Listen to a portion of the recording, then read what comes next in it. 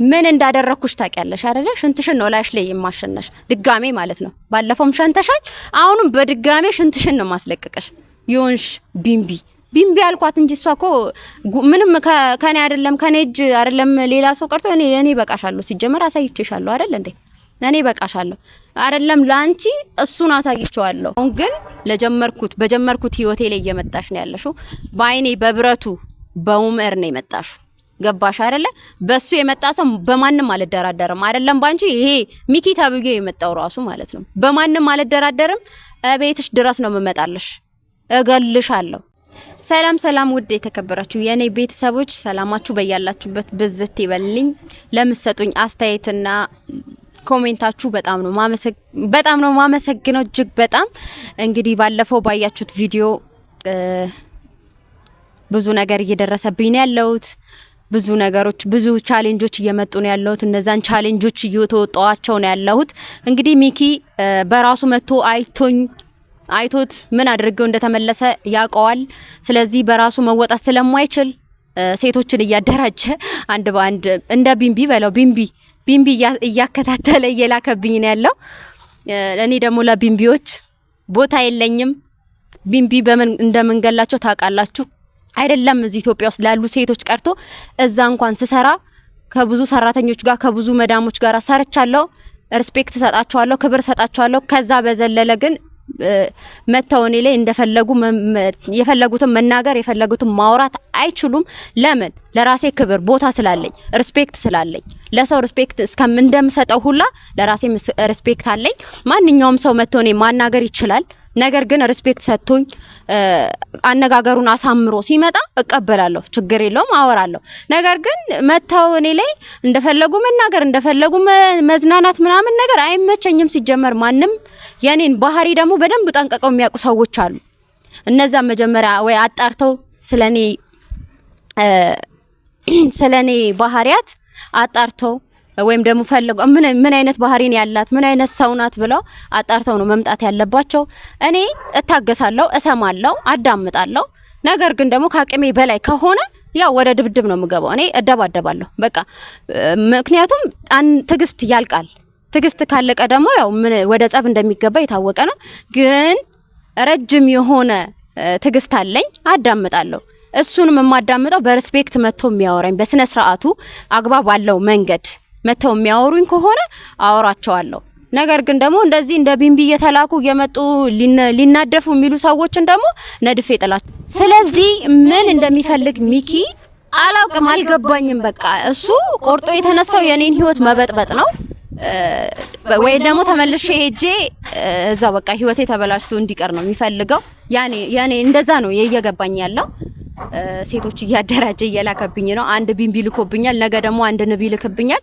እቀበላለሁ። ማንንም ብትልክ እኔ መስሜ የለኝም፣ አላዳምጥም። ከፈለክ ራስ ማለት ነው ተደራጅተክ ብትመጣ እኔ አልሰማህም፣ አላዳምጥም። ሪስፔክት ኖሮክ በስነ ስርዓት የምታወራኝ ነገር ካለ እቀበላለሁ። ነገር ግን ማንንም እየላክብኝ እዚህ የቢምቢ መተራከሚያ እኔ አይደለሁም። ኦኬ። እና ልነግርህ የምፈልገው ነገር ይበቃሃል። አርፈ ተቀመጥ ነው እያልኩክ ያለሁት። አርፌ አልቀመጥም ብለሃል። በቃ በራስ ላይ ወስን። ከዚህ በኋላ ግን ለሚፈጠረው ነገር እኔ መሲ ተጠያቂ አይደለሁም። በሚሄደው መንገድ እሄዳለሁ። አንተ ሴት ነው ላክብኛ፣ እኔ ደግሞ ምን እንደምልክብ አሳይሃለሁ።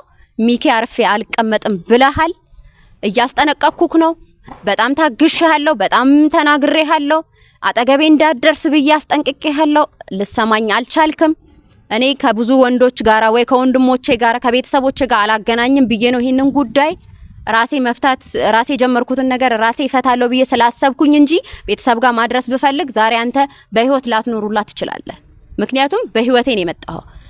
አንድ ሰው በህይወቴ እስከመጣ ድረስ ደግሞ እስከ መጨረሻው ድረስ እፋለማለሁ እኔ። ምክንያቱም እኔ ኮንፊደንስ አለኝ፣ ማንንም አልሰማም። ቢምቢላንክ ይሄ እንደዚህ መታ የምትመራቀር ሴት ምንም ላክ ራስን አልኩክ እኮ ራስ። አንቺ ቢምቢ ደግሞ ማለት ነው ጣምዝጄ እንደ ጣልኩሽ ሁላ ማለት ነው። ትሰሚኛለሽ? ሚኪ ምናምን ብለሽ የመጣሽው ሲጀመር ችግርሽ ከኡመር ጋር ነው። ከኡመር ጋር ፍቅር ስላለሽ እንጂ በምትሰሩት አብራችሁ በምትሆኑት ነገር እኔ መጀመሪያም ነግረዋለሁ። እኔ ማንንም ስለማልሰማ ነው እንጂ እሱንም ነግረዋለሁ፣ እየነገርኩት ነበረ። ገባሽ አይደለ? አሁንም አርፌ አልቀመጥም የምትይ ከሆነ አጦዝሻለሁ። እንደውም ማለት ነው ነይ አሁን በድጋሜ ነኝ።